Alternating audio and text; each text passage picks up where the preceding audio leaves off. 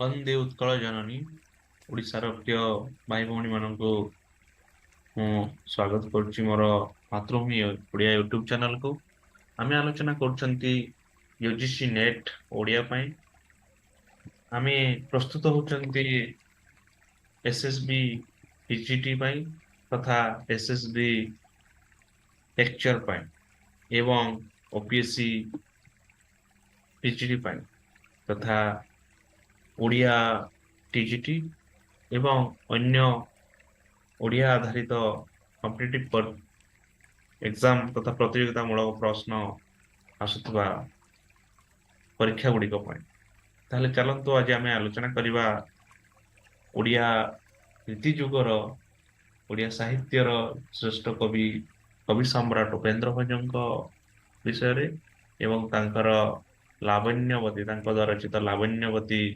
काव्य विषय प्राचीन घुमुसर राज्य जहाँकि वर्तमान गंजाम जिलार भंजनगर अवस्थित से घुमुसुर जन्मग्रहण करथिले राज परिवार जन्मग्रहण करथिले कवि सम्राट उपेन्द्र भंज तांको पितांको नाम थिला नीलकंठ भंज और पितामह तांको जेजेबापांको नाम थिला धनंजय भंज।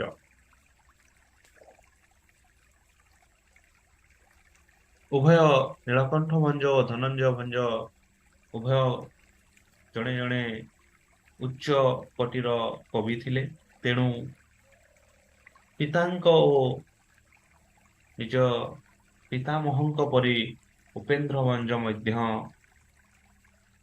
जड़े महान कवि भाव परवर्ती समय पदार्पण करते से राजपुत्र हो राजकीय भोग विलास को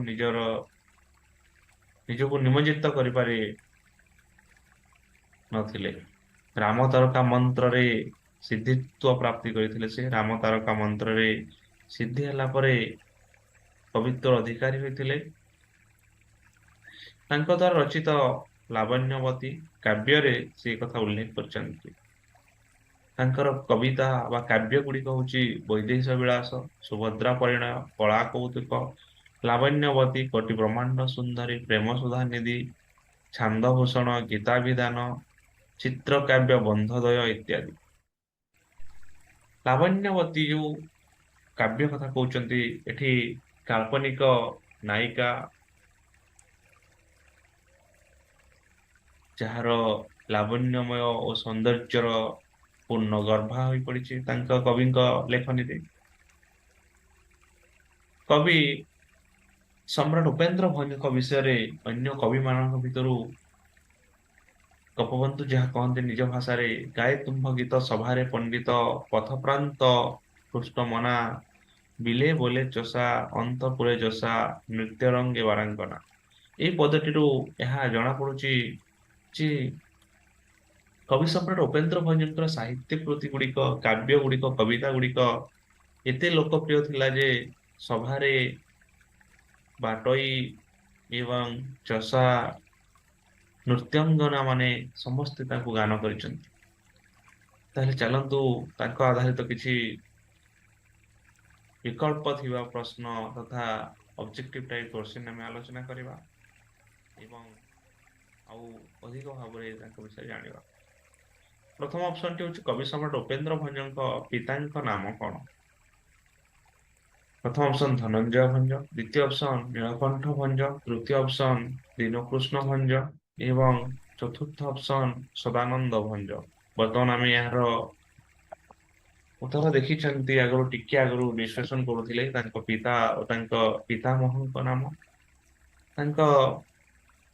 पिता आम नाम देखी नीलकंठ भंज और पिता थिले धनंजय भंज। ताहले आपण माने यार उत्तर जानिबार कौन सी असुविधा हेउ नथिबो।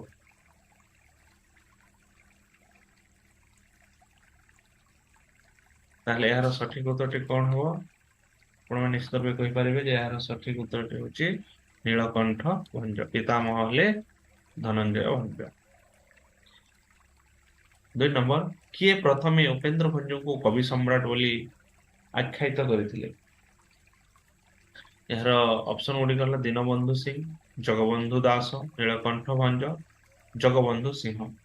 यार सठिक उत्तरटी कौन हम? यार सठिक उत्तरटी होची जगबंधु सिंह प्रथमे नीलकंठ को कवि सम्राट बोली आख्या देथिले। 3 नंबर, भंज साहित्य को समर्थन करुवा पत्रिकार नाम कौन? इंद्रधनु, बिजुली, नवसंवाद, उत्कल प्रभा। यही प्रश्नटी अति गुरुत्वपूर्ण प्रश्न। यही प्रश्नटी यूजीसी नेट प्रीवियस ईयर कोर्सिंग रे मध्य आमे आलोचना करचंती। यह यूजीसी नेट ओडिया नेट कोर्सिंग रे आसी सारिछि। ताहले यार उत्तरटी आपण जानिथिबे निश्चित रूपे, यदि मोर वीडियो देखिथिबे समस्त वीडियो। यार सठिक उत्तरटी होछि इंद्रधनु। इंद्रधनु पत्रिका भंज साहित्य को समर्थन करुथि। 4 नंबर, केउ पुस्तक रे भंज निज ग्रंथर तालिका प्रदान करिसंती? प्रथम ऑप्शन छंदभूषण, द्वितीय ऑप्शन चौपदी भूषण, तृतीय ऑप्शन चित्रकाव्य बंधोदय, चतुर्थ ऑप्शन रस पंचक। यार सठिक उत्तरटी होछि चित्रकाव्य बंधोदय रे निज ग्रंथ गुड़िक विषय परिचय देइछंती कवि सम्राट। 5 नंबर, केउठी उपेन्द्र भंजक रचना नुहे? प्रथम ऑप्शन रसिक खरावळी, द्वितीय ऑप्शन रसनिधि, तृतीय ऑप्शन रसपंचक, चतुर्थ ऑप्शन रसलेखा। यार सठिक उत्तरटी होछि कोन? रसनिधि तांकर रचना नुहे। अन्य गुड़िक जो रहिला रस खरावळी, रसपंचक, रसलेखा कवि सम्राट उपेन्द्र भंजक द्वारा रचित काव्य। 6 नंबर, घेन नैषेध्य पराये केउ काव्य संपर्क रे कथा कहैछि? कपटी ब्रह्मांड सुंदरी, प्रेम सुधा निधि, कला कौतुक, वैदेश विलास। यार सठिक उत्तर कौन हम? कपटी ब्रह्मांड सुंदरी विषय रे कथा कहैछि। 7 नंबर प्रश्न बुझिबा। 7 नंबर प्रश्नटी गोटे कस्तंभ खस्तंभ थिबा प्रश्न। कस्तंभ रे अछि अवना रस तरंग, लावण्यवती, छांदभूषण, गीता विधान। खस्तंभ रे अछि शब्दकोश, अवना अक्षर समाहार, कृष्ण प्रेम लीला, ऋतु वर्णना। देखिबा यार सठिक मेल जदि आमे करिबा ताहे कोन हबो? अवना रस तरंग होची अवना अक्षर समाहार, लावण्यवती होची ऋतु वर्णना, छांदभूषण ओके छांदभूषण होची कृष्ण प्रेम लीला, गीता विधान होची शब्दकोश। यार सठिक उत्तर ऑप्शन टी होची ऑप्शन डी 8 नंबर। 8 नंबर प्रश्न बुझिबा वर्तमान। कोटि ब्रह्मांड सुंदरी काव्यारंभ रे उपेन्द्र केउ देवता को वर्णना करिसेंती? प्रथम ऑप्शन श्रीराम, द्वितीय गणेश, तृतीय जगन्नाथ, चतुर्थ शिव। यार सठिक उत्तरटी होची जगन्नाथ। ताहले उपेन्द्र भंज जगन्नाथ को प्रथमे उपासना करुଥିଲେ ବୋଲି जଣା पड़ुଛି, ଯାହା ତାଙ୍କ କାବ୍ୟର प्रारंभରେ से जगन्नाथଙ୍କର वंदना କରିଛନ୍ତି। 9 नंबर, କି ହେବ ଇନ୍ଦ୍ର ହୋଇଲେ ସର୍ବ ସମ୍ପଦରେ, ସ୍ତ୍ରୀହୀନ ଠାରୁ ପାପୀ ନାହିଁ ଏ ସଂସାରେ। ଏହି ପଦଟି କେଉଁ କାବ୍ୟରେ ବର୍ଣ୍ଣିତ? प्रथम ऑप्शन प्रेम सुधा निधि, द्वितीय ऑप्शन लावण्यवती, तृतीय ऑप्शन प्रेमलता, चतुर्थ ऑप्शन चित्रलेखा। यार सठिक उत्तरटी होची कोन? यार सठिक उत्तरटी होची लावण्यवती। 10 नंबर प्रश्न बुझिबा। मूर्तिमंत करी मृदु गीत, मूर्तिमंत करी मृद गीत विचारई, एणु करिथिब अलंकार युक्त होई जे, पद सरल ध्वनि रे मानस मोहिब, अर्थीजन प्रवर को आनंद करिवे से। यह लावण्यवतीर केउं छांदरे उल्लेख रहिछि? प्रथम ऑप्शन प्रथम, द्वितीय ऑप्शन चतुर्थ, तृतीय ऑप्शन षष्ठ, चतुर्थ ऑप्शन अष्टम। यार सठिक उत्तरटी होछि प्रथम। प्रथम छांदरे कथा वर्णना कराछि। 11 नंबर प्रश्न बुझिबा। लावण्यवतीर पुनर्जन्म नाम कौन थिला? प्रथम ऑप्शन कलावती, द्वितीय ऑप्शन बांछानिधि, तृतीय ऑप्शन शशि रेखा, चतुर्थ ऑप्शन भानुवती। यार सठिक उत्तरटी हेबो बांछावती। 12 नंबर, लावण्यवती काव्यर नायक केउ देशर? प्रथम ऑप्शन सिंहल, द्वितीय ऑप्शन मगध, तृतीय ऑप्शन कर्णाटक, चतुर्थ ऑप्शन विदर्भ। यार सठिक उत्तर होछि कर्णाटक। कर्णाटक राजकुमार थिले बा नायक थिले। 13 नंबर प्रश्न बुझिबा। क स्तंभ सहित ख स्तंभर मिलन करिवार अछि। गोटे क स्तंभरे अछि काव्य गुड़िक, ख स्तंभरे अछि छांद संख्या। ଶଶିଭୂଷଣ, ଲାବଣ୍ୟବତୀ, ପ୍ରେମ ସୁଧାନିଧି, ବୈଦେହୀଶ ବିଳାସ। ଫାର୍ଷ୍ଟ ନମ୍ବର ଅଛି 16 ଛାନ୍ଦ, 52 ଛାନ୍ଦ, 34 ଛାନ୍ଦ, 48 ଛାନ୍ଦ। ଦେଖିବା ଏହାର ସଠିକ ଉତ୍ତରଟି କଣ ହବ। ଛାନ୍ଦଭୂଷଣ ହଉଛି 34 ଛାନ୍ଦ ବିଶିଷ୍ଟ, ଲାବଣ୍ୟବତୀ ହଉଛି 48 ଛାନ୍ଦ ବିଶିଷ୍ଟ, ପ୍ରେମ ସୁଧାନିଧି ହଉଛି 16 ଛାନ୍ଦ ବିଶିଷ୍ଟ, ବୈଦେହୀଶ ବିଳାସ ହଉଛି 52 ଛାନ୍ଦ ବିଶିଷ୍ଟ। ଏହାର ସଠିକ ଉତ୍ତର ଅପସନଟି ହଉଛି ଡି। 14 ନମ୍ବର ପ୍ରଶ୍ନ, ଅହିମକର ତାପନାଶେ ସଭା ସରସ ଚକ୍ରେ, ଅହିମକର ତାପନାଶେ ସଭା ସାରସ ଚକ୍ରେ। ଏଠାରେ କେଉଁ ଅଳଙ୍କାର ନିଜର କାବ୍ୟ ପାରିଦର୍ଶିତା ଦେଖେଇଛନ୍ତି କବି। ସର୍ବଯମକ, ଅନୁପ୍ରାସ, ଉତ୍ପ୍ରେକ୍ଷା, ଉପମା। ଏହାର ସଠିକ ଉତ୍ତରଟି ହେଉଛି ସର୍ବଯମକ।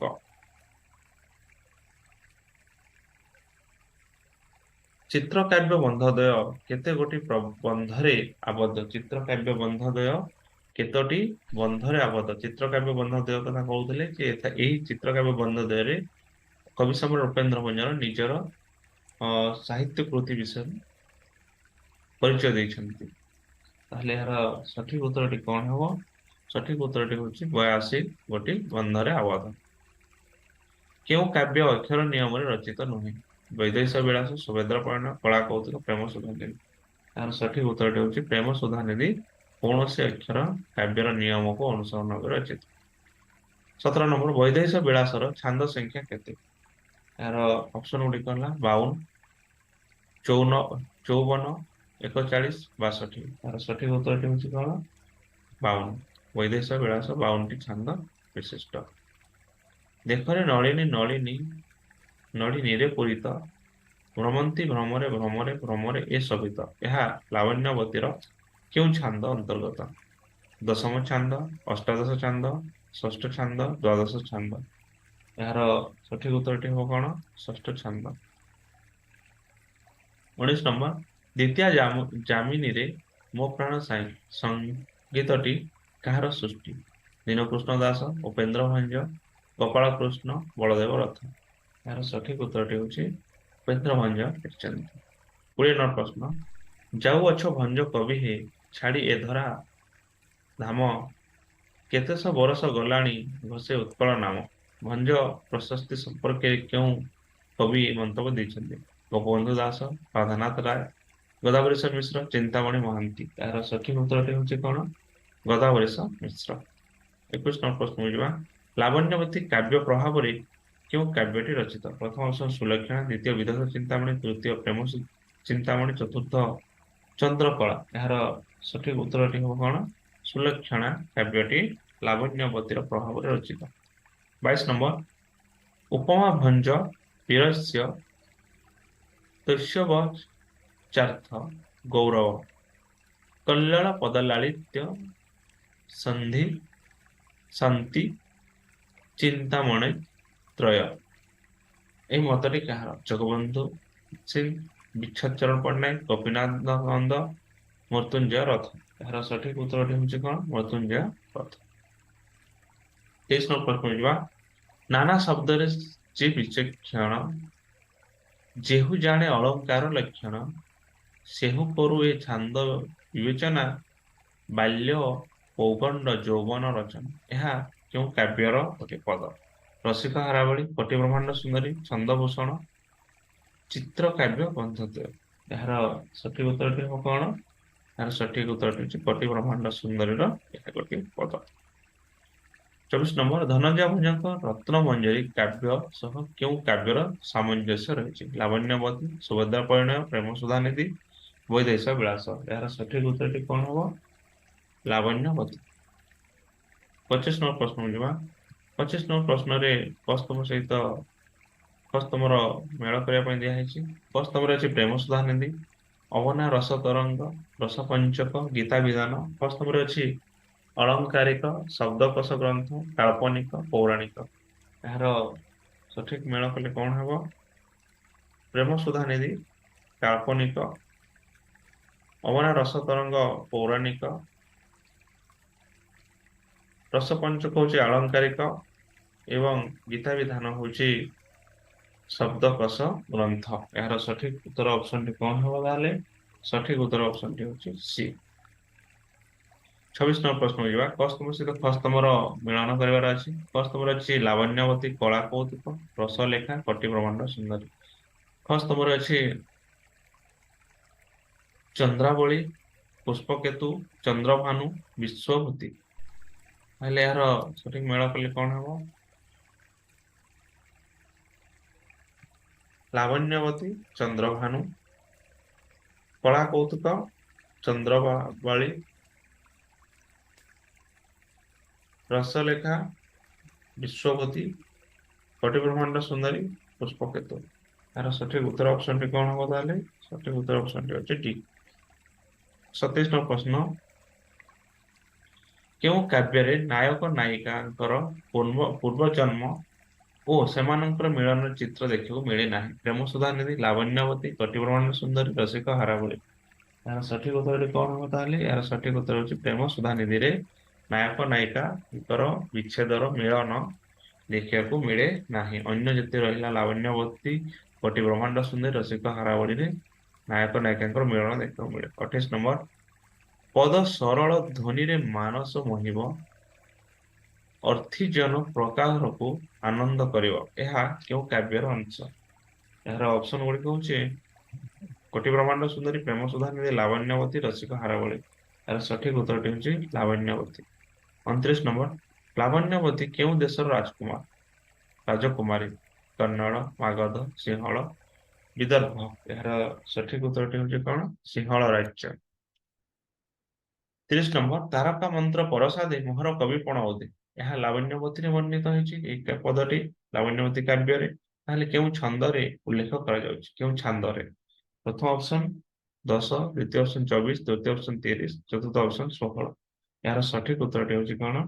16 ନମ୍ବର ଛାନ୍ଦରେ ଏ କଥା କୁହାଯାଇଛି ତାରକା ମନ୍ତ୍ର ପରସା ଦେଇ ମୋହର କବିପଣ ଓଦେ। ଅର୍ଥାତ୍ ତାରକା ମନ୍ତ୍ରକୁ ଜପ କରି କବି ସମ୍ରାଟ ଉପେନ୍ଦ୍ର ଭଞ୍ଜ କବିତ୍ୱ ପ୍ରାପ୍ତି କରିଥିଲେ ବୋଲି ତାହା ଲାବଣ୍ୟବତୀ କାବ୍ୟର 16 16 ନମ୍ବର ଛାନ୍ଦ ବା 16 6 ଛନ୍ଦରେ ବର୍ଣ୍ଣିତ ଅଛି। ଧନ୍ୟବାଦ।